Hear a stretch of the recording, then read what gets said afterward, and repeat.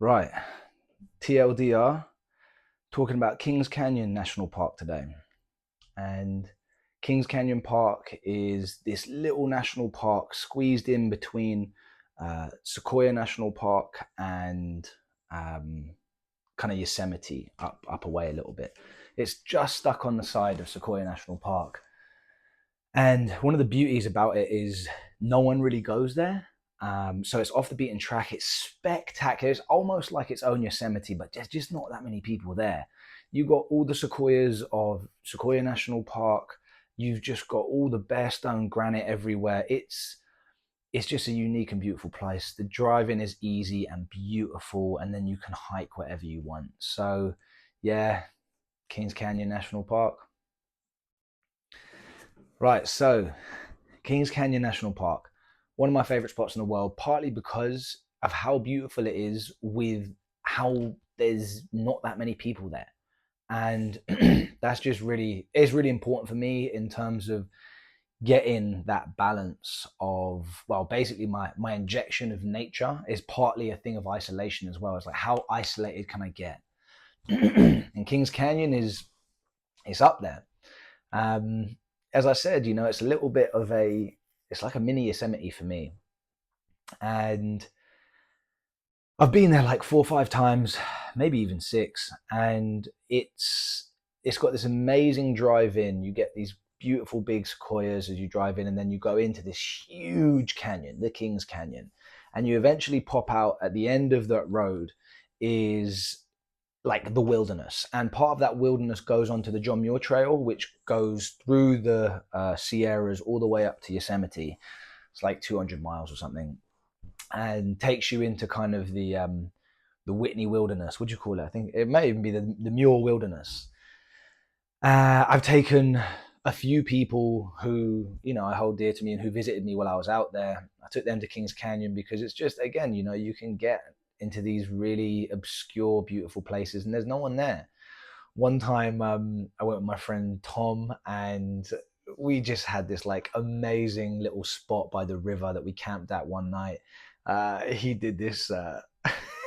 We were we found all of this old, dried out, basically a tree that would fall down, and the timber is super dried out. And the thing about all of the trees up there is they're super filled with resin, right? They're all conifers, and they're all filled with resin. So when you find one that's just been lying there and drying there for a long time, you almost crush it into a dust. And when you throw it into a fire, it just goes like sparkles, and it's gorgeous. Tom did this like amazing little Harry Potter Diagon Alley. Diagon Alley! um, so yeah, me and him had a great time out there. And there's also, like, right at the end of the road, there's a car park, and like a little facility, well, a big facility for. It's got a canteen, it's got showering facilities, camp spots around there. But there's this beautiful bend in the river where the water is maybe like half a meter deep, and it is crystal clear, and you can see every rock in there, and it's ice cold, like the sun's shining, like it's beautiful, but it's crisp, beautiful water. And there's like a small little beach on one of the banks that you can just like chill, like get your chair out. I mean, it's really what dreams are made of. And the numerous times I went there, I'd find myself chilling there. um, but this story is specifically about one time I went there on my own. And I just my ex girlfriend was living in South Sudan, and it was my turn to go. I was living in LA. It was my turn to go visit her. So we went to do safari, and we had a great time. But the thing that was notable for me was that I came back from that trip like hungry for.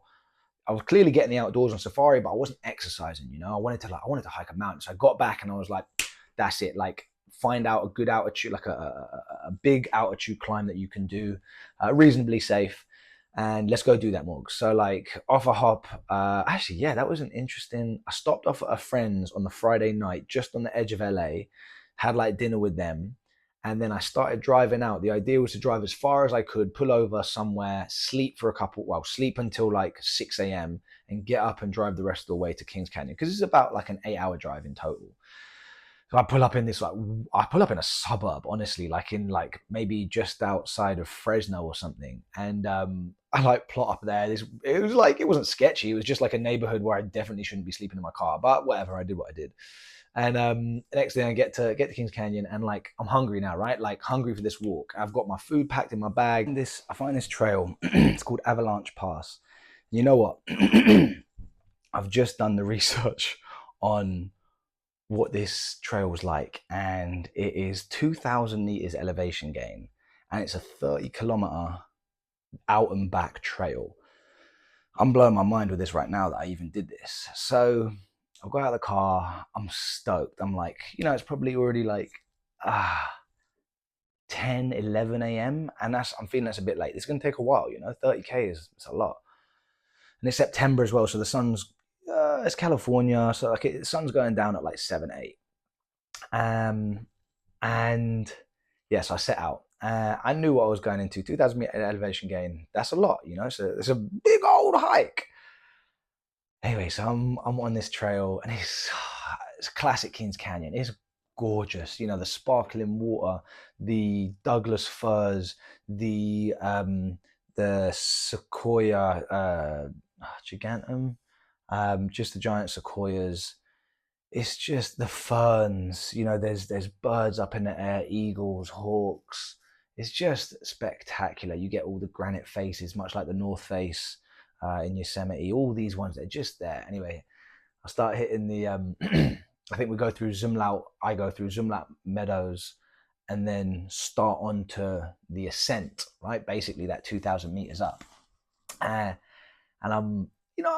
As I said, I've been on safari. It's been like a month not doing too much exercise, but I'm feeling it. I'm feeling good, and then I'm like going up this pass. I'm going up the hill, and I hit a stride, which is a slow stride. It's like 1 foot in the other, because it's just switchback, boom, boom, boom. You're going up, up, up, up, up, and it's hot. I can feel the sun beaming down on me.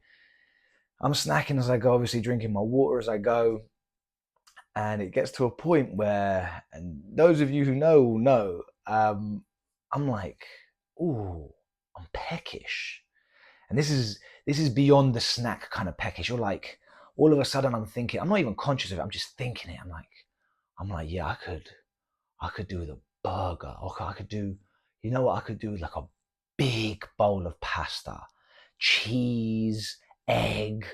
And you all of a sudden you just getting these cravings for, I could eat a horse right now. And after, I don't know, 20 minutes of fantasizing about all the things that I would eat, I'm like, oh, damn, I'm hungry. But it's more than just hungry. I'm actually realizing I'm a little bit lightheaded as well. I'm like, all right, cool, Morgs. Like, maybe get some more water in you, have some more water. I'm snacking. I'm like, raw, I can't wait to get back. And then this is part of the beauty of these kind of hikes, right? Is you enter into this state, you're pushing yourself 1 foot in front of the other, up, up, up, up, up. Like you keep going, and you're like, you know what? Like when I get down here, when I get down from this hike, I'm gonna eat, I'm gonna eat a feast. It's part of the beauty. It's kind of like a self-punishment, like whatever it is, you kind of just like you're pushing yourself. So I'm also getting a bit lightheaded, and I'm like, like it's cool, I'll push through it. Not push through it, but like I take it easy. And I can feel myself kind of getting a little bit dizzy at times. I sit down, obviously, a couple of times. I'm on a very well-established path. I don't identify a crazy amount of danger around me. Of course, like if you get to the edge and fall off, but like it's a wide path. I'm feeling good. I sit down, have some drink. I'm taking it easy to an extent. Keep on walking. And now I get to the top, and I'm like, well, I'm tired. This has been at least 4 hours. I'm tired and I'm hungry. And I saved a lot. I had like some beef jerky. Maybe I had like a half a sandwich, a bunch of other snacks, like some nuts, some Gorp food. Do you know what I mean? Good old raisins and peanuts. And I basically sit down. I'm at Avalanche Pass. I've got this one little peak on my right-hand side. I'm in the forest. I'm by this beautiful little stream. Like it is gorgeous. And I sit down, like it's dry, because it's dry this time of year, the end of summer. And I sit down just next to this river. It's like a sandy, kind of grassy bank, and sit down. I start eating, and I'm like, oh, I'm famished. Do you know what I mean? I'm like, I'm feeling a little tired as well. Do you know what I mean? I eat all of this food, and there's just sunlight pouring in through the trees, kind of speckling the ground around me, and it's just one of those beautiful moments. And I've just scoffed all this food. And I'm like, you know what? You know what would top this off is if I just rest my head right down here on my bag. I got the sun kind of like showering me in a little bit of warmth. I rest my eyes. I rest my eyes for a minute. I can hear the trickle of the stream. I deserve this. Anyway, I'll wake up like it must be at least half an hour later. I'm like, oh my god, I fell into a deep, deep sleep. And I got up and I was like, obviously I'm a bit rattled. Do you know what I mean? Like I was deep out and I was clearly fatigued. And I just had this immediate thing. I looked to my right and I've got like this jerky, like the end of this jerky pack, like maybe a little one bit in there. And I'm like, dude, you are in bear country. You are in black and brown bear country. And what are you doing right now? Like, you are just sprawled out on this. Like, don't get me twisted, it was fantastic. But like this immediate pang of paranoia, just like, dude, you need to fix yourself up. Like, the sun's going to go down in about 4 hours. You're just lying out here all vulnerable with your food right next to you. Like, get the fuck out of here. So I pack my stuff up, take it all in like one last time, and then I head down. And my legs are hurting. I've kind of got this ACL tear I'm kind of conscious about at this point. Not really. I just know that my knee keeps buckling. And so going down hills is the hardest at this point. So anyway, like I cruise down and I take it easy to an extent. Sun's going down ish towards the end. Like I timed it perfectly. I'm tired, like I'm tired to the core. And this is exactly what I wanted from this hike, this trip. I come back from an international journey, and I just wanted to get out there, tire myself out, and I did it.